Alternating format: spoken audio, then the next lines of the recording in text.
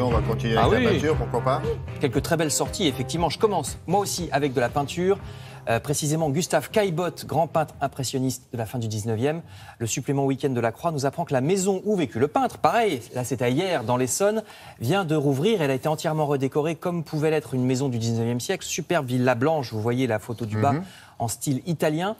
Au fil du temps, elle avait été transformée en immeuble de bureau, donc c'était dommage. La rénovation a pris une vingtaine d'années. Il fallait coller au plus près de ce que Caillebotte a connu. Des tableaux et des photos de l'époque ont permis de savoir comment c'était. Une partie du vrai mobilier a été rachetée dans les ventes aux enchères.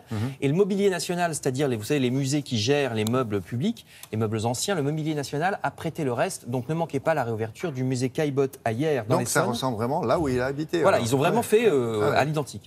Et puis près de Paris également, de la musique avec l'Humanité qui nous parle du festival de Saint-Denis, festival de musique classique qui fête ses 50 ans, avec des orchestres baroques, de la musique ancienne, aussi du jazz ou des créations contemporaines. Ça se passe dans la basilique de Saint-Denis, la nécropole des rois de France, donc à Saint-Denis, au nord de Paris, jusqu'à la fin du mois. Je passe au Figaro qui fait un article sur la vogue des spectacles historiques, pas seulement le Puy du Fou, mais aussi, vous le voyez sur cette photo, le spectacle qui, chaque soir d'été, se joue devant le château d'Amboise. La technologie fait que les sons et lumières ont beaucoup progressé, nous dit l'article, qui cite aussi Fontainebleau, le spectacle de Saint-Fargeau dans l'Yonne, les spectacles médiévaux de Provins en Seine-et-Marne, d'Inan en Bretagne, etc. L'histoire apparemment passionne les Français. Et également, dans le cas que voici, cet article du Parisien aujourd'hui en France, à Soissons, des archéologues reconstituent en ce moment une villa romaine du IIIe siècle après Jésus-Christ, travail normalement très discret, mais que vous pourrez découvrir parce que c'est les journées nationales de l'archéologie à partir d'aujourd'hui et jusqu'à dimanche. Donc il y a des manifestations où vous pouvez rentrer pour voir comment ils font. 1200 manifestations gratuites pour la plupart dans toute la France. Vous avez la liste sur journée au pluriel archéologie-archéologie.fr. Qu'est-ce qu'elle fait la dame? Elle essaie de reconstituer une fresque? Oui, exactement, une mosaïque ou une fresque. Non, une fresque, une mosaïque. Pardon, vous avez raison. Non. C'est une fresque ou une mosaïque? C'est une fresque. C'est une fresque, c'est pas une mosaïque.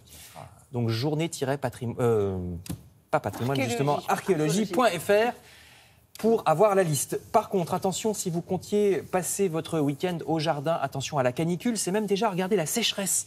Vous voyez l'exemple du Val d'Oise, pourtant bien au nord. Les 3/4 de ce département au nord de Paris sont en alerte vigilance ou vigilance sécheresse parce qu'il y a deux niveaux. Il y a l'alerte et il y a la vigilance. Le niveau des rivières est très bas. Il y a des restrictions déjà pour l'arrosage des cultures. Et pour les particuliers, le lavage des véhicules et le remplissage des piscines sont interdits dans certaines communes. Donc pensez à vous abriter du soleil, parce que ce n'est pas seulement sécheresse, c'est que ça cogne. Abritez-vous éventuellement sous la halle du marché des Blancs-Manteaux en plein centre de Paris, tout près de la rue des Rosiers, puisque le Parisien toujours nous apprend qu'il y aura ce week-end une grande foire au recyclage. Alors vous avez des t-shirts à 2 €, des manteaux à 8 €, parce que c'est du seconde main, mais parfois il y a de la grande marque.